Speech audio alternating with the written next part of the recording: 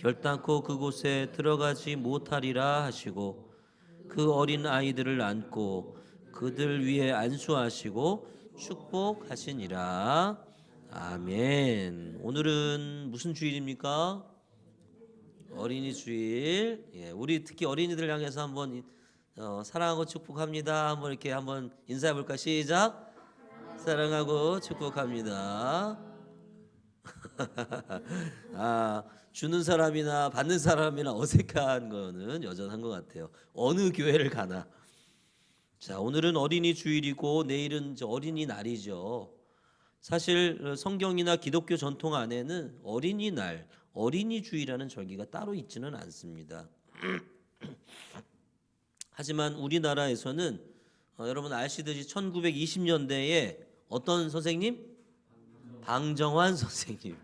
방정환 선생님이 어린이날을 제정하셨죠. 23년인가 그랬던 것 같아요. 제정하신 후에 그렇게 지내오다가 1950년대에 한국 교회가 이것을 신앙적으로 수용합니다. 우리나라 교회들이. 그래서 어린이의 신앙 교육을 위해서 5월 첫째 주일을 어린이 주일로 정하여서 지켜오고 있는 거죠. 다른 나라 교회는 어린이들을 위한 거기도 나름대로의 어떤 모임이 있겠지만 어린이 주일 5월 첫 주에 다른 나라 교회는 지키지는 않는다는 거. 우리나라 교회만 지킨다는 거. 비록 기독교적인 기원은 아닙니다. 그죠? 기독교적인 기원은 아니지만 예수님의 어린이에 대한 깊은 사랑과 하나님 나라에 대한 복음의 가르침을 바탕으로 오늘날 교회가 어린이 주일을 믿음의 다음 세대를 축복하고 세우는 그런 귀한 날로 지켜오고 있는 것이죠. 그래서 오늘 말씀을 보면 오늘 말씀은 어린이 주일에 많이 설교되고 그렇죠? 목사님들이 많이 설교되고 언급되는 말씀 중에 하나죠. 그래서 어린이들을 향한 예수님의 깊고 놀라운 사랑을 담고 있는 말씀이 오늘 말씀입니다. 우리 너무 자주 들어서 대부분 성경 말씀도 그렇고 그런가 보다 하고 넘어갈 때가 많이 있지만 이 말씀이 얼마나 놀라운 말씀인지 오늘 우리가 한번 살펴보기를 원해요. 오늘 본문 말씀에 보니까 제자들이 예수님께 데려오는 어린아이들, 그런 어린아이들을 예수님께 데려오는 사람들 그리고 어린아이들을 보고 꾸짖습니다. 데리고 오지 말라는 거죠. 애들은 가라. 그런 이야기예요. 근데 그것을 보고 예수님이 노하셨다 그러죠. 보고 노하셨다. 그렇죠? 노하시고 그렇게 그린 다음에 이렇게 말씀하세요. 어린아이들이 내게 오는 것을 금하지 말아라. 하나님 나라가 이런 사람들의 것이다.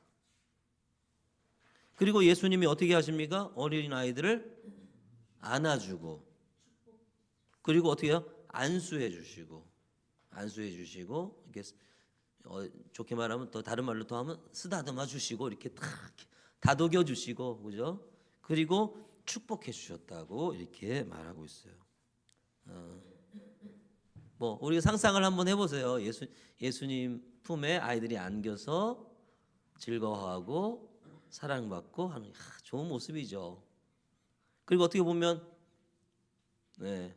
우리 아들 사랑스러운 우리 아들 보기에는 굉장히 단순한 장면 같기는 하는데 여러분 그 시대의 문화 속에서 이 모습을 비춰보면 오늘 예수님이 아이들을 금하지 말라 그리고 아이들 이리 와라 하고 안아주시고 쓰다듬어 주시고 그리고 축복해 주시는 이 장면이 우리 시대 우리가 보기에는 별거 아닌 장면 같고 그럴 수 있지. 우리도 그렇잖아요. 그죠? 우리도 그렇게 하잖아. 그러니까 별거 아닌 장면인 것 같아도 그 시대의 문화 속에서 이것을 딱 놓고 보면 이 예수님의 이 행동과 말씀이 얼마나 대단한 말씀인지를 우리가 알 수가 있어요.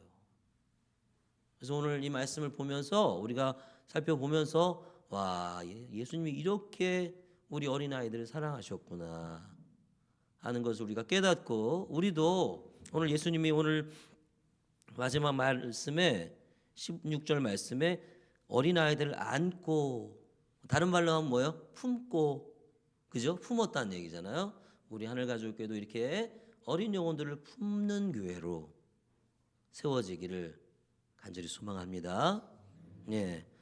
자, 이 예수님의 행동이 별거 아닌 것처럼 보여도 굉장히 대단한 행위였고 말씀해 주셨는데, 그것을 그게 왜 그런지를 이해하려면 당시 사회가 이 어린 아이들을 어떻게 생각하고 어떻게 바라봤는지를 좀 알아야 돼요. 우리 좀 여러 가지로 좀 나눠서 볼 수가 있을 것 같아요. 유대 사회가 어린 아이들을 어떻게 바라보고 있는지. 그리고 그때는 누구의 식민지 하였습니까? 로마 시대잖아요. 로마의 식민지. 그러니까 로마 시대, 로마의 사람들이, 로마 사회가 어린이들을 어떻게 보고 있는지 살펴봐야 될 것 같고, 특히 우리가 또 하나는 이 시대는 여성들을 존중하지 않는 사회였잖아요. 그죠? 그 가운데서 여자아이를 어떻게 봤는지 이런 것도 한번 생각해 봐야 될 필요가 있어요. 먼저 유대 사회에서, 유대 전통에서 어린이는 율법의 교육의 대상이었어요. 율법을 가르치는 대상이었지만 책임 있는 존재는 아닙니다. 남자아이는 보통 13세 정도가 되면 성인식을 해요. 바르 미츠바라고 하는 성인식을 남자아이들은 하게 되는데, 이 성인식을 통해서야 비로소 뭐라 그래야 될까요? 너는 이제 사람이 된 거야, 이런 거예요, 쉽게 말하면. 그러니까 그 전에는 사람이 아니에요. 책임 있는 어떤 존재로 인정해 주지 않는단 말이죠. 그래서 이 성인식을 통해야 비로소 율법을 배우기는 하지만 이제 율법을 지키는 자. 그러니까 그 전까지는 배우기는 해도 안 지켜도, 율법을 지키지 않아도 뭐라고 하지 않는데, 이제 딱 성인이 됐으니 이제 너는 사람이야. 이제는 어떻게 해야 돼? 율법을 지켜야 될 책임과 의무가 있는 거죠. 그래서 그 전까지는 부모의 권위 아래 종속된 존재였어요. 그냥 딸려 있는 존재. 랍비 문헌에는 어린이를 때때로 순결함과 어떤 가능성의 상징으로 언급되기는 하지만 독립된 인격체로는 보지 않습니다. 이게 유대인의 사회 속에서 아이들을 보는 이 어떤 시각이에요. 그러면 로마 사회는 어땠는가? 로마법 하에서 어린이는 어떤 법적인 권리가 없고 어떤 존재냐면 소유물이에요. 어린이는 소유물이에요. 누구의? 부모의. 부모 중에 누구? 아버지의 소유물이고 통제의 대상입니다. 그러니까 심지어 이 아이를 아빠가 죽일 수도 있어요. 그런 권리가 있어요. 왜 그래요? 소유물이니까. 아이를 죽일 수 있는 권한이 아버지에게 있고, 원하지 않는 아이가 태어났다. 그럼 어떻게 해요? 죽일 수도 있고 버릴 수도 있어요. 특히 여자아이는 죽이거나 버리는 일이 흔했습니다. 로마. 실제로 로마 도시 주변에는 버려진 여자아이들이 많았고, 그들은 노예, 그리고 매춘, 이방신전의 성적인 노예로 팔려나가고 그렇게 됐어요. 우리 로마 하면 대단히 문화가 대단한 나라고 역사의 어떤 대단한 그걸 이룬 나라로 생각하지만 그렇지 않아요. 그 역사의 그 화려한 이면에 말도 안 되는 일들이 거기에 많이 벌어지고 있는 거죠. 그러니까 이런 로마에서는 아빠가 버릴 수도 있고 죽일 수도 있고, 그러니까 사람이 아닌 거예요. 그죠? 네, 죽인다고 해도 책임이 없어요. 권리가 있으니까. 자, 지금 여자아이 잠깐 얘기했습니다만 여자아이는 더 열악한 위치에 있어요. 여자아이들은. 여러분, 제가 생각하기로 지금 13절에서 16절에 사람들이 예수께 만져주심을 바라고 데리고 온 그 아이들이 어떤 아이들일까요? 남자아이들일 가능성이 많아요. 남자아이. 여자아이는 없을 가능성이 많아요. 여자는 사람이 아니야. 유대사회에서 여자는 숫자에 들어가지 않아요. 그죠? 그래서 5,000명을 먹이셨다 했을 때 5,000명, 단순히 5,000명이 아닌 거죠. 거기에 여자들, 아이들까지, 그죠? 포함되면 15,000명. 그죠? 그렇게 볼 수 있는 거예요. 10,000명 이상. 그러니까 여자아이는 더 어떻겠어요? 더 그렇지. 남자아이도 별로 이렇게 좋은 시각으로 보지 않는데 여자아이는 더 어떻게 되겠어요? 유대 사회에서 여자아이는 태어나자마자 우리나라 이제 조선시대도 그런 우리나라 전통적으로 그런 시각이 있었지만 그냥 얘는 나중에 시집갈 애야. 그죠? 우리의 가족이 아니야. 다른 집으로 갈 사람이야. 소유물이고 시집갈 존재고 여러분 율법 교육 누구만 시켰어요? 남자만 시켰다며. 남자아이들. 여자아이들은 율법 교육과 당시에 회당에서 예배에서 배제됐습니다. 여자아이들은 예배 같은 경우도 딴 한 장소에서 이렇게 격리돼서 예배를 드린다거나 아니면 아예 들어오지 못하는 상황이었단 말이에요. 로마 사회는 어땠을까요? 아까 잠깐 말씀드린 로마 사회도 마찬가지예요. 더 극단적이에요. 여자아이는 완전 소유물이죠. 버려도 되고 죽여도 되고 그냥 버려지는 거예요. 버려지는 거예요. 유기되고 매매되고 착취되는 대상이 여자아이다. 결국 여러분 그 당시에 어린아이들을 보는 유대적이든 아니면 로마적이든 로마 유대 사회에서 보든 로마 사회에서 보든 이 어린이는 불완전하고 미성숙한 존재야. 인격으로 사람으로 생각해 주지 않는 거예요. 그리고 성인이 돼서야 성인식을 통해서 성인이나 돼야 이제 사람으로 대접해 주는 거기 때문에 이제 책임이 없는 무책임한 존재고 현재가 아닌 미래의 존재로 여겨졌고 어떤 사람에 대한 존엄성 이런 건 있을 수가 없는 거죠. 권리 있을 수가 없는 거예요. 음성조차 부여되지 않았다. 이런 말이 있어요. 음성조차 부여되지. 그건 무슨 말이에요? 있는지 없는지도 모르는 그죠? 그런 존재. 무시되는 존재. 말을 못한다는 얘기가 아니라 있는지 없는지도 모르는 존재. 다 무시하는 존재. 그런 존재였던 시대가 바로 지금 예수님이 살던 그 1세기의 유대 사회와 로마 시대였단 말이에요. 그러니까 이런 문화를 배경으로 오늘 예수님의 행동을 보면 이건 정말로 놀라운 일인 거예요. 그러니까 우리가 지금 생각하는 우리가 어린이들 보는 이 시각으로 이 말씀을 보면 예수님이 애들 데리고 한번 안아주고 축복기도 해주고 이게 뭐가 대단해. 우리도 하는 거잖아. 근데 이런 시대에 예수님이 이런 행동을 했다는 것은 놀라운 일, 정말 혁명적인 일이라. 예수님은 그럼 어떻게 어린아이들을 대하셨는가 보니까 어린이를 온전한 인격체로 대하고 있어요. 인격체로. 그래서 예수님은 단순히 그냥 아유 귀여워 이런 존재가 아니라 인격체로 보고 계셨다는 거죠. 하나님 나라가 이런 자들의 것이다. 뭡니까? 이 사람들이 하나님 나라를 이끌어 가시는 어떤 책임과 이 온전한 인격체다라고 얘기를 해주는 것과 똑같은 거예요. 어린이들이 단지 사랑받을 존재일 뿐만 아니라 하나님 나라의 당당한 주인공이다라고 하는 것을 선언하시는 거예요. 그리고 오늘 성경에 보면 이 하나님 나라가 이런 자의 것이다. 그런데 이런 자라고 이렇게 번역하잖아요. 그죠? 이런 자. 이 말씀이 번역이 틀린 건 아닌데 이런 자라는 자 이 글자가 우리나라에서는 약간 좀 이렇게 낮게 보는 그런 의미가 좀 있잖아요. 그러니까 새번역 성경에 보니까 거기에는 이렇게 번역했더라고요. 이런 사람들의 것이다. 사람으로 봤다는 거예요.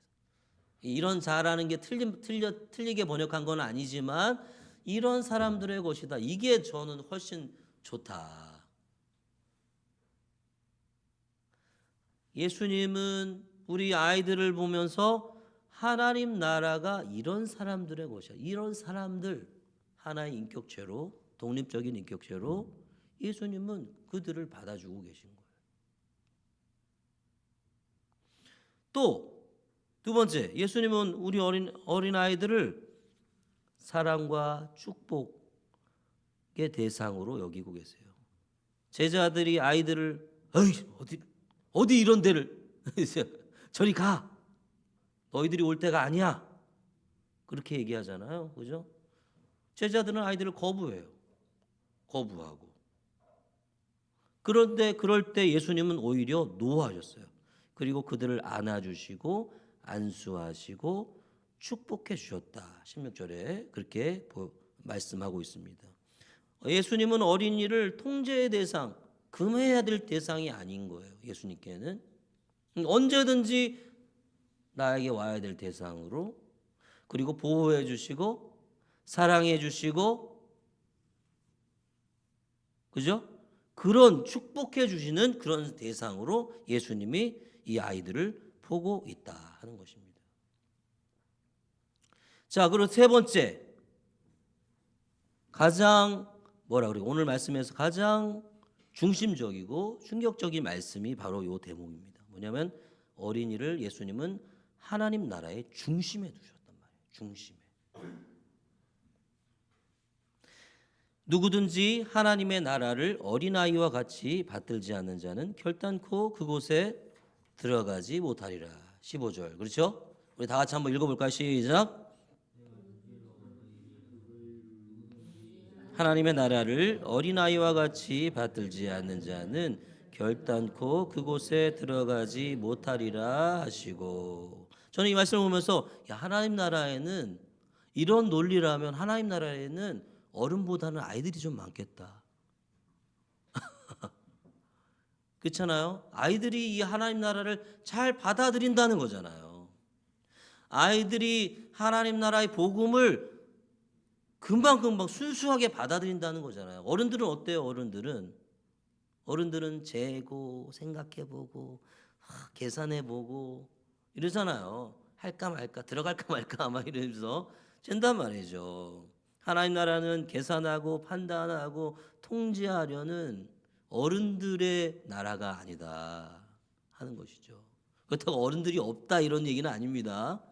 여러분, 하나님 나라는 어른 중심의 나라가 아니라는 거예요. 이 말씀이. 우리는 어른 중심으로 하려고 그러잖아요. 저도 제 안에도 그런 게 있어요.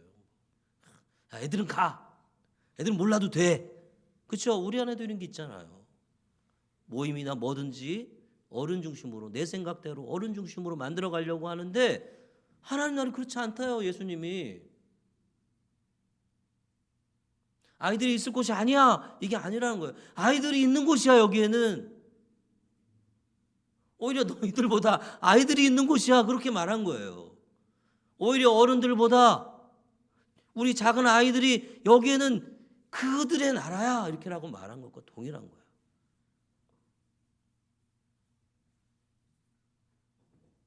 예수님은 이 이야기를 통해서 이게 좀 확장되면 어떤 건지 아세요? 기득권 중심의 종교, 구조, 문화, 질서 이런 것들을 다 이게 전복하시는 거예요. 어린이들을 하나님 나라의 모범이자 주인공으로 선언하고 있단 말이에요. 자, 누구 좀 봐. 대단하지 않니? 우리 그렇게 하면서 어떤 모범으로 누군가를 생각하는데 어른이 아닌 거예요. 그게. 그 나라의 모범, 모델, 어린이라는 거예요.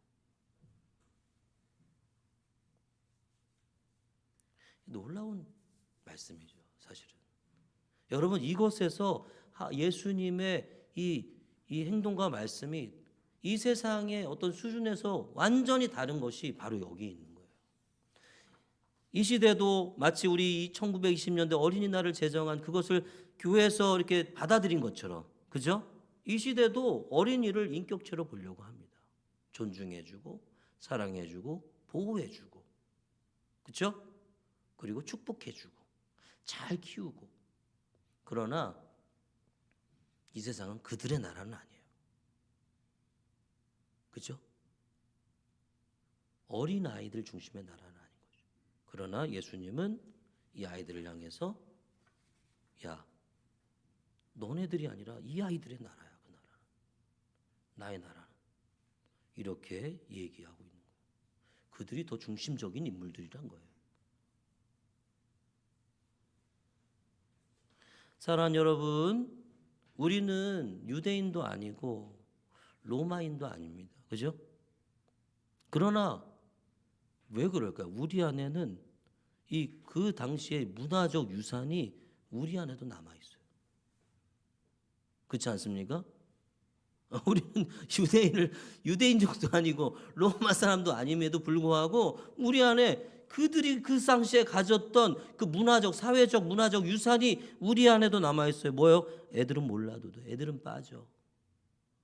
이런 말들 속에 아이들을 통제하고 배제하는 그런 문화가 우리 안에 존재해 있는 것이죠. 하지만 오늘 이 말씀을 통해서 우리는 분명히 깨달아야 됩니다. 어린이들은 온전한 인격체이고 하나님 나라의 주인공입니다. 우리 교회가 그런 아이들을 소중히 여기고 사랑으로 품고 신앙으로 양육하는 공동체가 되기를 간절히 소망합니다. 여러분, 우리가 아이들 전도하고 그러는 과정에 이게 어린이 주일을 맞아서 말씀을 준비하다 보니까 이게 더 절실하다 이런 생각을 들었어요. 왜 그렇습니까? 이런 우리나라에 어린 아이들이 없어져 가고 있어요. 그렇지 않아요? 출산율이 적어지고 장년과 성인들, 노년은 많아지는데 어린 아이들이 적어진단 말이에요. 뭐 평택은 뭐 그렇지 않다, 평택은 아이들이 많다라고 솔직히 이 지역에 아이들이 많은 건 사실입니다. 그러나 듣기로는 평택도 빠져나가고 있어요. 아이들이 없어지고. 평택뿐만이 아니고 우리나라 전체가 출산율이 적어서 아이들이 점점 줄어들고 있지 않습니까? 우리 작은 자들인데 이 작은 자들이 진짜 작아지고 있어요. 작아지고 있어요. 야, 이거 큰 문제구나.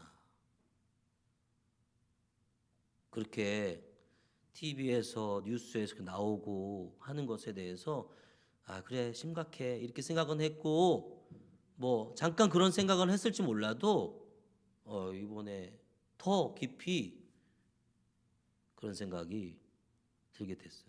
이거 어린아이들이 없어지니 큰 문제구나. 큰 문제구나. 그래서 이번에 어린이 축제요? 어린이날 축제? 우리 이 지역에 연예는 좀 재밌는 축제를 한번 해볼까 하는 생각을 한번 해보기도 했습니다. 뭐 상의하고도 같이 한번 해봐야 될 이야기지만 우리 어린 아이들이 오늘 예수님께서 이들이 중심이야. 내 교회, 내 하나님, 내 나라의 중심은 이들이야라고 말씀하셨던 것처럼 우리 교회의 중심도 바로 우리 어린 아이들. 그리고 주님께서 그렇게 이끌어 가시는 것 같아요. 초등학생, 뭐 중고등학생, 또 대학생까지. 물론 교회가 그런 다음 세대만 있다고 교회는 아닙니다. 온전한 교회는 하나님 나라의 교회는 모든 세대가 다 있어야 되는 거죠. 그런 하나님이 우리 교회를 우리 다음 세대를 향하여 마음을 갖게 하시는 것 같아요. 그래서 하나님이 우리 아이들을 이렇게 보내시고 또 아이들과 만날 수 있도록 해주시고 또 중학생이 되게 하고 고등학생이 되게 하고 청년들을 만나게 하시는 것 같아요. 이 아이들을 소중히 여겨라. 이 영혼들이 내 나라의 중심이야 라고 우리에게 우리 하늘가족교회 말씀하시는 것 같아요. 사랑하는 여러분, 이 작은 자들을 우리가 말씀으로 잘 세워가지고 하나님 나라, 진짜 하나님 나라의 주인공으로 그리고 이 땅의 회복자로 세워가야 되지 않겠습니까? 아멘.